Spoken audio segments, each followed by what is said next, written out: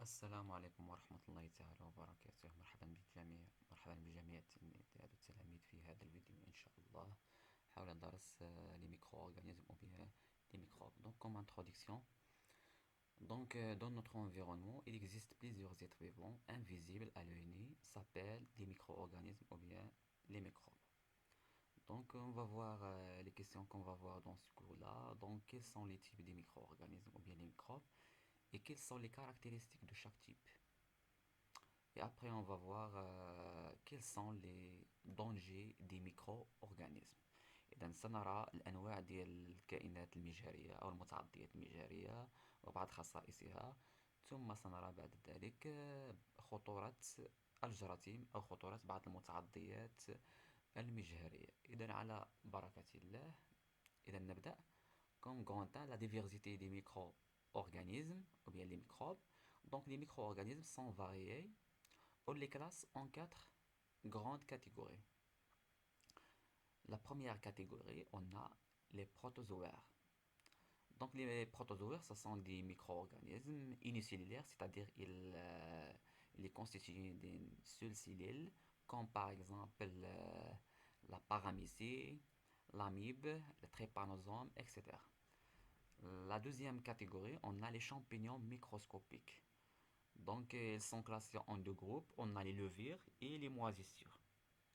دونك راينا البروتوزوار هما الحيوانات الاوليه، دونك الجسم ديالها كيتكون فقط من خليه واحده.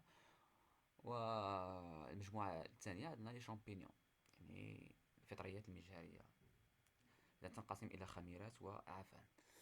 اذا لا troisième catégorie on a les bactéries. Donc les bactéries sont classées en deux groupes selon la forme. On a les coques، يعني يعني الكريات او المكورات.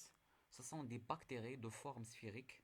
Exemple, staphylocoque et streptocoque. La deuxième classe, c'est les bacilles. Les bacilles, ce sont des bactéries en forme de bâtonnet. Exemple, par exemple, on a les bacilles tétaniques, يعني عصيات الكزاز. On a les bacilles lactiques, يعني عصيات الحليب. إذا رأينا les protozoaires, et après on a les champignons microscopiques, et maintenant les bactéries. Et par suite, on va voir les virus, ou donc les virus, ils sont des parasites considérablement plus petits. Et les virus sont des parasites obligatoires. يعني هما طفيليات بالضرورة. إذا exemple par exemple on a les virus de l'hépatite C، يعني فيروس الكبد C. عندنا les virus de Lyme وعندنا الفيروس سيدا، يعني الفيروس de VIH، virus d'immunodéficience humaine.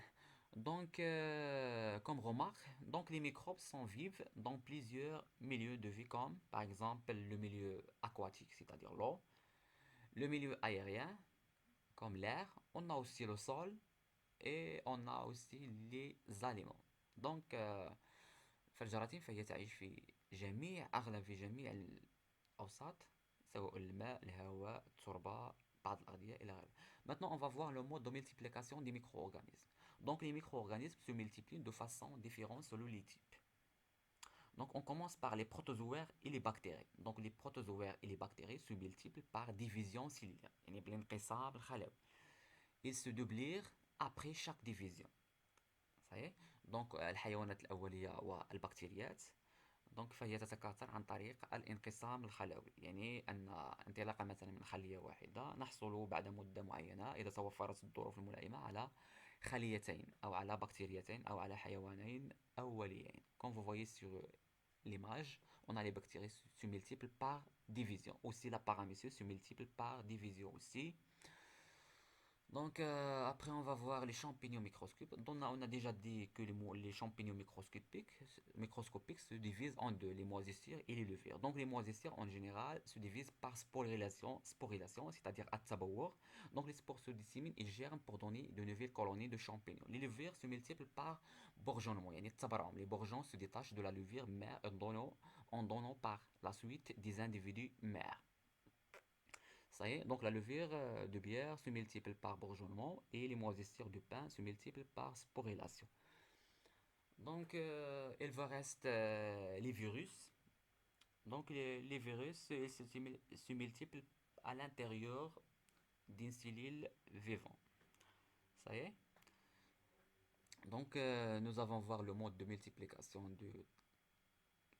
de trois catégories. Maintenant, les virus, ce sont des parasites obligatoires qui ne se développent qu'à l'intérieur des cellules vivantes, appelées cellules hôtes.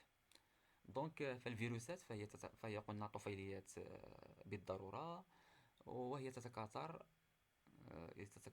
إلا داخل الخلايا الحية، إذا على حساب كائنات أو على حساب خلايا حية. دونك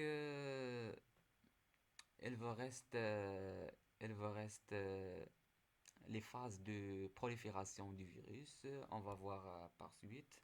Donc nous avons terminé le mode de multiplication des micro-organismes ou bien les micro-organismes. Donc nous allons voir la sporulation, le bourgeonnement, la division cellulaire et la multiplication à l'intérieur des cellules vivantes. Donc la multiplication du virus se fait par les étapes suivantes. Donc la première, l'adhésion du virus à la cellule, l'injection du matériel génétique viral dans la cellule. La troisième, c'est la production de nouveaux virus dans la cellule. La quatrième, c'est la cellule hôte s'éclate et libération de nouveaux virus qui contaminent d'autres cellules. إذا وصلنا إلى نهاية هذا الفيديو. إذا نتمنى إن شاء الله أن ينال هذا الفيديو إعجابكم، ونتمنى لكم إن شاء الله التوفيق والنجاح في مسيرتكم الدراسية، ولا تنسوا أننا نحبكم. إلى اللقاء وفي الفيديو إن شاء الله المقبل.